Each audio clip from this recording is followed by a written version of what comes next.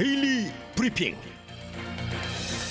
네, 최근에 연방정부는 인공지능 AI를 사용해서 나이가 많은 지원자들을 차별한 고용주를 상대로 소송을 걸었고 또 합의에 도달했다라는 소식이 들어와 있습니다.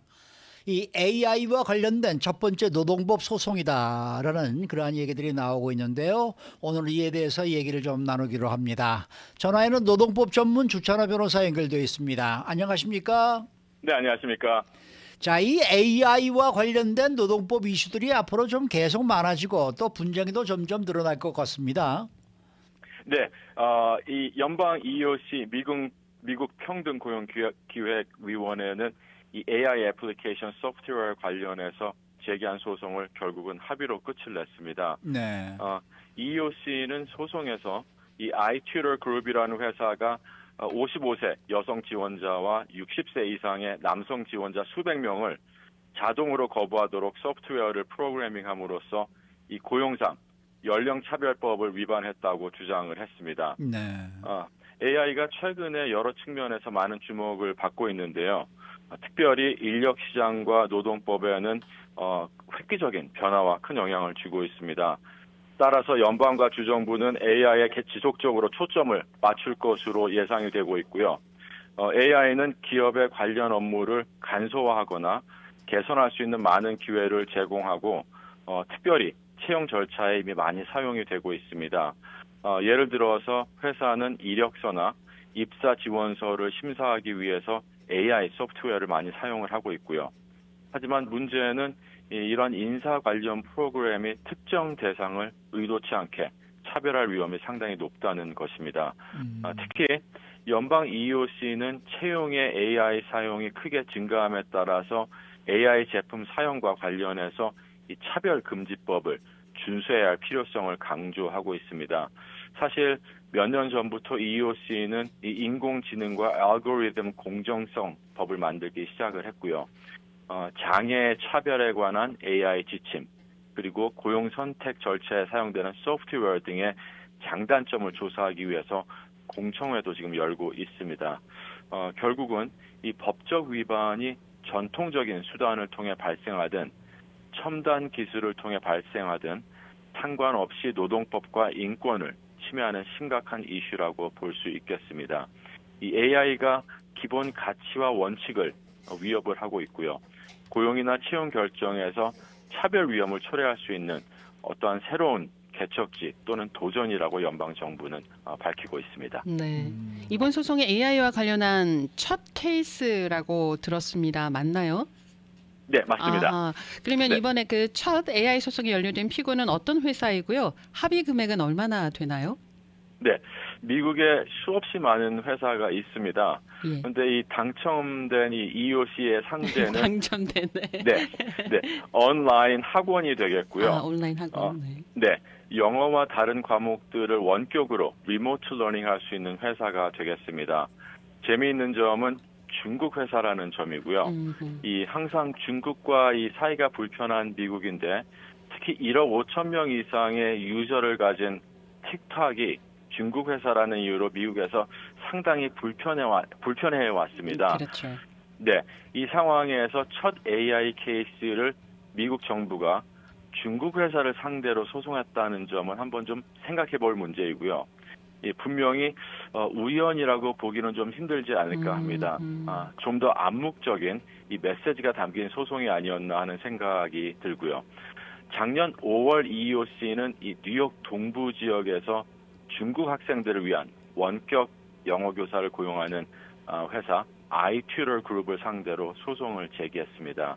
EEOC는 이 해당 회사가 55세 이상의 여성 지원자와 60세 이상의 남성 지원자를 자동으로 거부하는 등 나이를 이유로 고의적으로 고령 지원자를 차별하는 소프트웨어 AI 채용 프로그램을 시행했다고 노동법을 위반했다고 주장했습니다.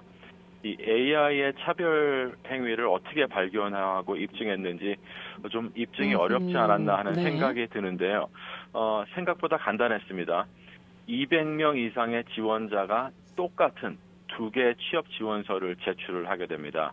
하나는 실제 생년월일이 있는 포함된 지원서, 또 하나는 최근 생년월일로 훨씬 더 젊은 두 번째 지원서를 제출을 하게 됩니다. 결과는 예상한 대로 최근의 생년월일을 사용하는 경우에만 인터뷰를 허락한 것으로 밝혀졌고요. 다시 말하자면 똑같은 경력과 성별을 가져도 이 나이 많은 지원자는 인터뷰 기회가 주어지지 않았다는 주장입니다. 사실 원래는 나이를 알 수 있는 질문은 채용 시 금지되어 있습니다. 그렇죠. 적어도 캘리포니아는 금지되어 있는데요. 네. 연방법상으로는 질문은 허용이 가능합니다. 하지만 허용돼서 나이를 알게 되고 이 나이를 기준으로 채용 결정을 내린다면 명백한 연방노동법 위반이 되겠습니다. 합의 조건에 따라서 이 iTutor 그룹은 나이 때문에 채용이 거부된 지원자들에게 36만 5천 달러를 지불하기로 합의를 봤습니다. 한 사람에게요? 아닙니다. 전체 액수가 전체. 30만 5천 달러가 되겠습니다. 네. 그럼 소송을 네. 제기한 쪽은 그 인터뷰에서 제외된 사람들이 소송을 제기한 건가요? 아니면은 뭐 검찰에서 소송을 제기했던 건가요? 어떤 건가요? 일단 소송은 EEOC라는 연방 정부에서 소송을 하게 되고요. EOC에서 했고요. 네. 네, 거기에 이제 참여한 직원들은 이 나이 때문에 40세 이상 또는 그 이후로 많은 나이 때문에 인터뷰의 기회를 얻지 못한 직원들이 소송의 원고가 되겠습니다. 네. 그런데 이렇게 직장 내에서 AI 사용이 이제 크게 증가를 하고 있고 또 이에 따라서 이 분야에서 더 많은 소송이 제기될 것으로 지금 예상이 되고 있는 것 같은데 만일에 이 네. 고용주가 주의를 해야 할 핵심 사항이 있다면 무엇이라고 말씀해 주시겠습니까? 네, 핵심 사항이 한 세 가지 정도가 되겠습니다. 네. 일단 첫 번째로는 이 고용주가 연방과 주정부를 포함해서 이 발전하는 분야의 법률과 지침을 좀 적극적으로 모니터링하고 배우는 게 일단 첫 번째가 되겠습니다. 네. 예를 들자면 이제 현재 캘리포니아 주의회에서도 계류 중인 AB 331이 있습니다. 네. 이 AB 331이 통과될 경우에 주정부는 고용주가 인공지능과 같은 자동화된 결정 도구를 사용할 수 있는 방법을 규제하고 또 주정부가 법안 조항 위반을 기소할 수 있는 권리를 갖게 됩니다. 두 번째는 AI 소프트웨어를 사용을 한다면 지원자를 어떻게 선별하는지 그 방법을 다시 한번 확인을 해야 되겠고요.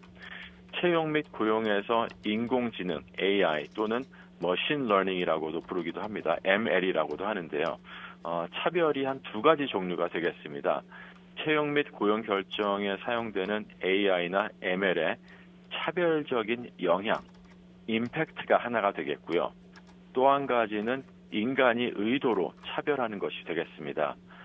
차이점은 방금 말씀드린 iTutor 그룹이 사실은 좋은 예가 되겠는데요. 사람이 의도적으로 프로그래밍을 해서 차별하는 케이스가 될 수 있겠습니다. 세 번째는 이 AI 기반 도구를 제공하는 공급 업체가 이 자동화된 시스템을 나이나 인종이나 성별과 관련해서 적어도 겉으로는 중립적으로 프로그래밍하는 경우가 상당히 많습니다. 하지만 이러한 도구를 사용하는 고용주는 이 연방 및 주 고용법을 준수하는지 확인이 좀 필요하겠고요. 이 차별적인 영향을 끼치고 있는지도 감사를 통해서 실행하는 것도 좀 고려해야 되겠습니다. 내부 고발자가 있어야 되겠는데요. 밖에서 내부 고발자가 있으면 일단 시작이 되겠습니다. 네. 네. 자, 캘리포니아주에요. 한국 회사 지상사들이 많잖아요. 그러면은 한국에서 한국의 법에 따라서 채용 절차를 밟았는데 이게 미국에 와서는 어떻게 적용이 되나요? 네. 미국에서 운영되는 외국 회사들, 특히 현지 법인이 고용을 하거나 채용을 한다면 네. 미국 노동법의 적용을 당연히 받을 수가 있습니다. 좋은 예는 방금 말씀드린 이 iTutor 그룹의 케이스가 되겠는데요. 근로자를 모집하거나 고용하는 미국에서 사업을 하는 중국 회사도 연방 노동법 적용을 받을 수 있음을 다시 한번 리마인드 해주는 그런 케이스가 되겠습니다. 기업은 다국적 고용주를 위해 일하는 직원의 권리에 관해서 EEOC의 지침을 좀 관심 있게 두고 봐야 되겠고요. 기업의 정책이나 관행 또는 절차가 해당 고용법을 준수하는지 반드시 확인을 하셔야 되겠습니다. 네, 오늘 말씀 잘 들었습니다. 네, 감사합니다. 네, 지금까지 노동법 전문 주찬호 변호사와 함께했습니다.